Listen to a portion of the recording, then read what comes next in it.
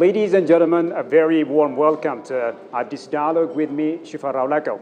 Today on the show, we'll be talking about the cordial friendship between Ethiopia and Slovenia, which has been growing specifically over the last couple of years. And as a token of appreciation of this, Slovenia has opened its embassy in Addis Ababa in the presence of Her Excellency, the Deputy Prime Minister and Foreign Minister of Slovenia, Tanja Fajon. I'm so honored to have her on my show today, where we'll be talking about a host of issues when it comes to the implication of the opening of the embassy, as well as the future prospects of the collaboration between the two sisterly nations. I'm your host, Shifa Raulak. Do stay with us.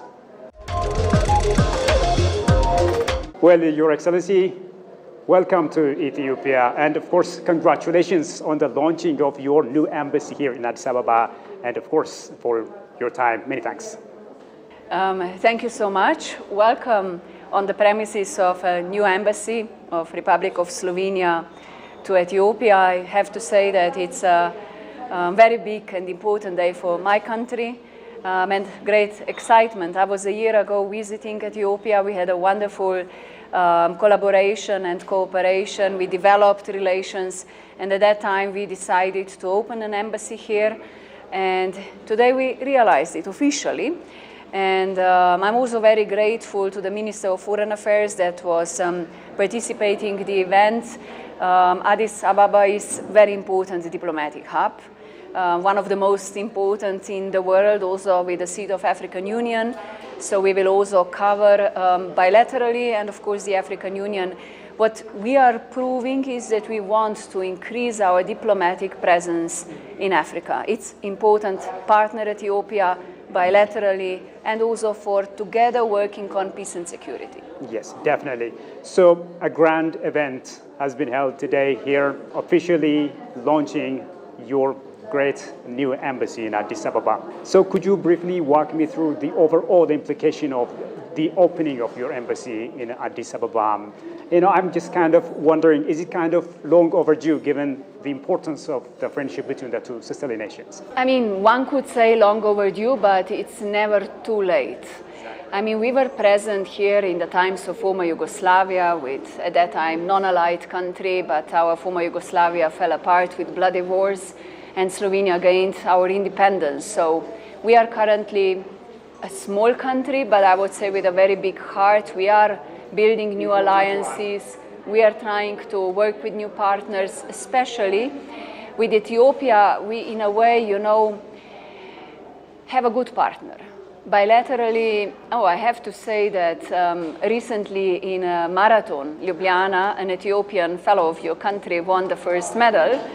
But apart from that, it's from agriculture, science, innovation, renewables, water waste management, artificial intelligence, beekeepers. We are both countries extremely proud of our tradition in beekeeping. So we discussed all that in the last year, how to improve our cooperation with political consultations. Our President of Republic of Slovenia expresses her will to visit country next year, also maybe with business delegation. I also invited the minister to visit our country to discuss further cooperation. Slovenia is important geostrategically positioned with a port, most North Adriatic port, access to the European markets, but we're also part of European Union and currently a non-permanent member of Security Council. For us, rule of law, democracy, human rights, respect of UN Charter are the values that we win and we want to build for peace and security. And that is why I think our partnership as Ethiopia is strategically important in the continent, is extremely important. That's absolutely wonderful idea. So how would you describe the current friendship between Ethiopia and your great nation, and what are the potential future areas of cooperation? In politics and in real life, you have to build confidence, and confidence you build through actions and results. So whenever you try to build a good relation, you have also to build some concrete results. And that is what we wish to do. we sit together, or we will sit together with some African countries in a Security Council. We discuss about African issues. We discuss about security and peace. And in this region, it's also a lot of volatile, fragile countries around Ethiopia, and it needs some stability. And European Union wants to be a good partner. Slovenia wants to be a good partner and also a friend to your country. Right. So, Your Excellency, how would you describe Ethiopia, especially as a door of collaboration with other countries on the continent of Africa, given that it is the seat of the African Union and other important international organizations? I mean, Ethiopia is second largest country with 120 million population inhabitants. In the continent, that means that it has a very strong strategic importance for preserving peace, stability, and also for paying attention on young generation. You are a very young country. You have very young population. So what we want to do also with this embassy is to be, in a way, a development embassy. So to build projects where we have common know-how, where we have interest, also to help this young generation, people, to develop good projects with women, with young people. Today I go to visit a very interesting project, Don Bosco, with children that are living on the streets, and we will donate a lot of support to kids. So it's not only that, but I think we need to work together, and mostly to listen to each other, to hear each other, and really understand each other. And I do hope we can have a good cooperation. Yes. Yeah, the future is bright, of course. So one area of cooperation, I think, is investment. So what is your message to Slovenian investors to explore areas of investment in Ethiopia? How would you describe Ethiopia as an investment destination? And of course, also, what's your message to Ethiopian investors to explore investment opportunities? Every time I taste a wonderful coffee.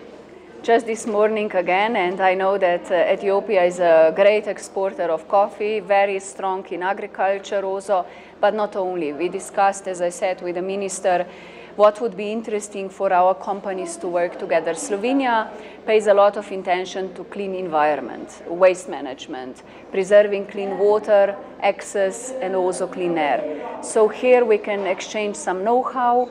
Also on the field of science, we have a very small specific companies that can share know-how in spice, science, industry, also pharmaceuticals or artificial intelligence. So we will overlook everything. We will have another round of political consultations in Slovenia. We agreed today, and that will strengthen also our business cooperation. Let's also talk about your great nation. As you said, Slovenia is a non-permanent member of the United Nations Security Council.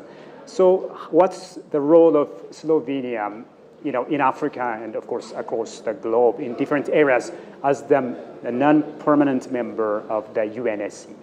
I mean, we are sitting in a Security Council in a very challenging world with a lot of armed conflicts. You see that we have a terrible situation in Sudan. We have a big conflict and a war happening in Middle East, also in Ukraine, just to mention few of them. And we have a Security Council that is not as efficient, rather say paralyzed to really accept big decisions. And for that reason, what Slovenia tries to do is to build bridges.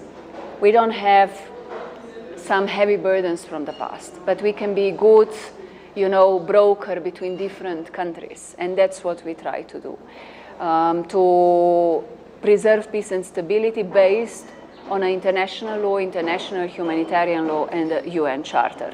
This is what is in our heart, how to build political solutions and not military solutions, how to have dialogue to replace weapons.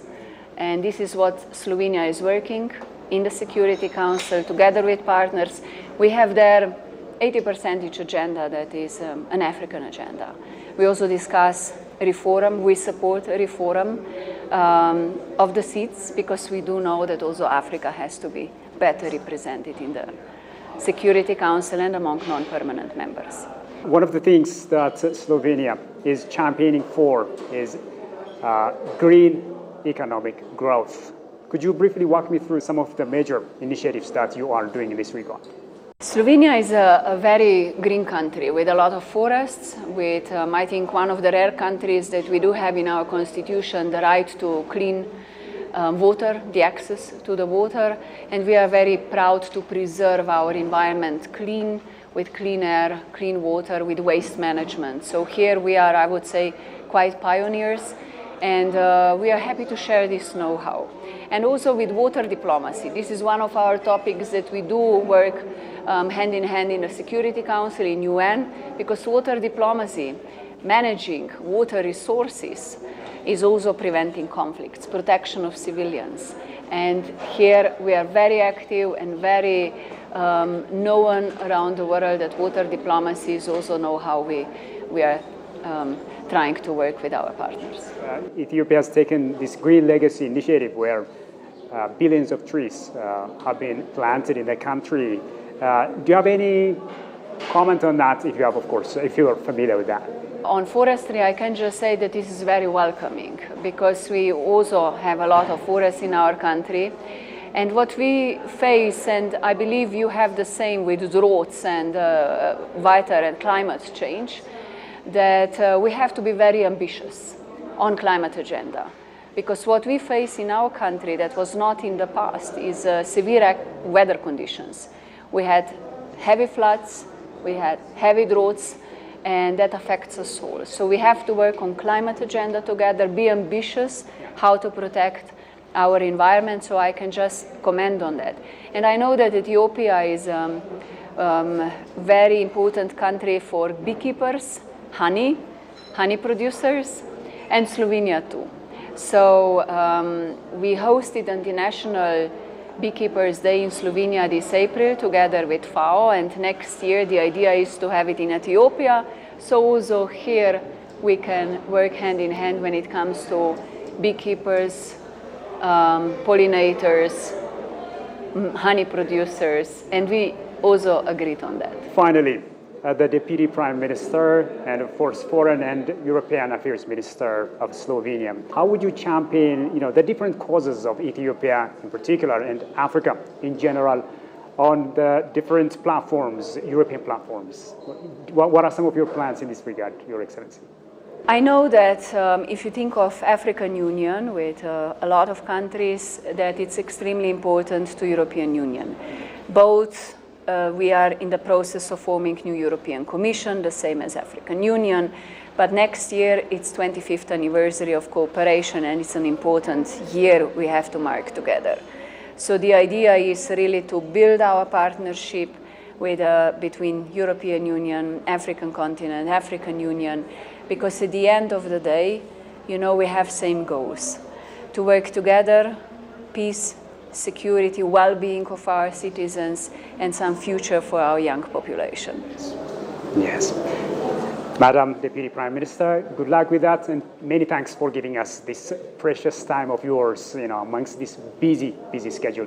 Thank you for inviting me, and it's really my big pleasure to be in your beautiful country. Of course, absolutely. Ladies and gentlemen, with that, we come to the end of today's program. Thank you as well for having been with us so far. Until I see you next time with yet another program, it's a goodbye from me, Shifa.